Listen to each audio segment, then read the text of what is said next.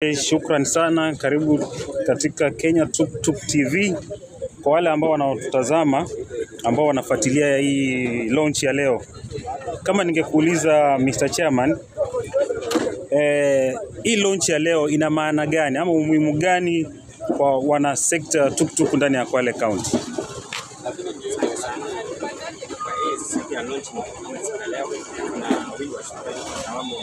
Ametuleta sisi pamoja na tunahitaji tushirikiane pamoja ili tujiendeleze kimaisha, kwa sababu tumekuja ili tuweze tukafanya mambo yetu.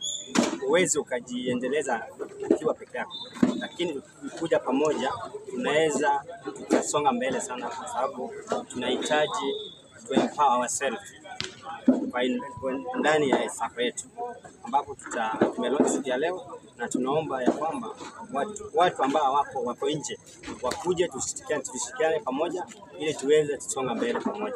Asante. Okay, katika sako nyingi kumekuwa na issue ya transparency, accountability. Nyinyi kama viongozi wa sako ambao imelaunchiwa leo, mna maono gani kuhakikisha kuna uwazi?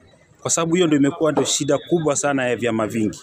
Nyinyi kama watu wa Quartz, mna mpango gani miezi 6 ambayo inayokuja ku ensure kuna transparency na accountability?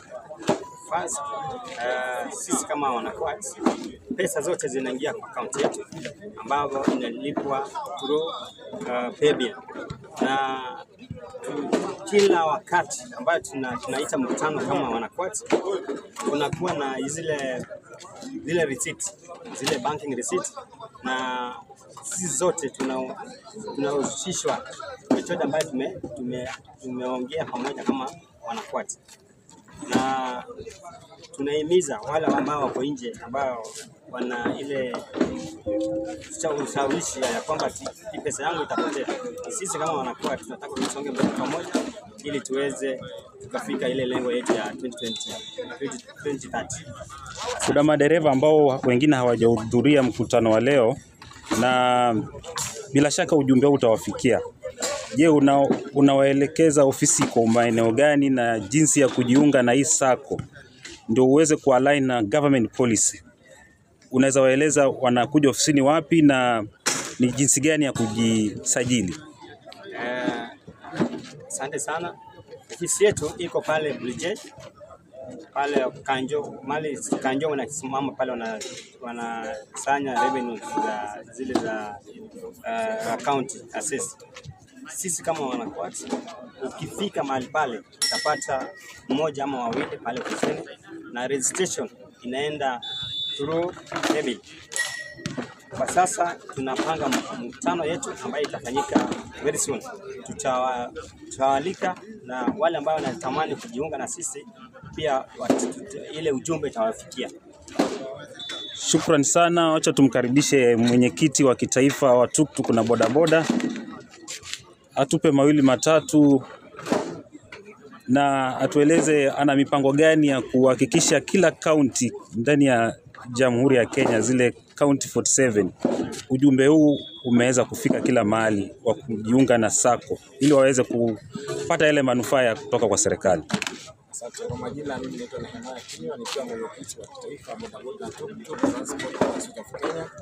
Leo hii tumejumuika na wana Quartz hapa Kwale katika launching ya transport initiative yao, na tumekuja na viongozi wengi, viongozi kutoka counties tofauti kama vile Kisumu, Kakamega, Machakos, Malindi ambao ni Kilifi County, Mombasa County pia imekuwa hapa.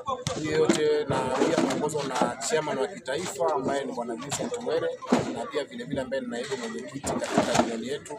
Tumekuja hapa kuwashika mkono na kuonesha kwamba huu ndio mwelekeo. Ukiangalia the union structure is formed through membership of organizations, and this is one of the founding member ya union, whereby we say that through union we are going to unite, unify, advocate and have one voice that will be raised across Kenya. Na leo tunasema kwamba structure ya SACCOs ama cooperatives way to go. Ukiangalia sasa hivi tuko na SACCOs zaidi ya 400 ambazo zimejisajili katika union yetu, na tunaendelea kuhamasisha SACCOs zingine ziweze kujiandikisha. kurekebisha ili waweze kuwa na sauti, waweze kuwa na structure, waweze kuwa na uniformity katika hii sekta.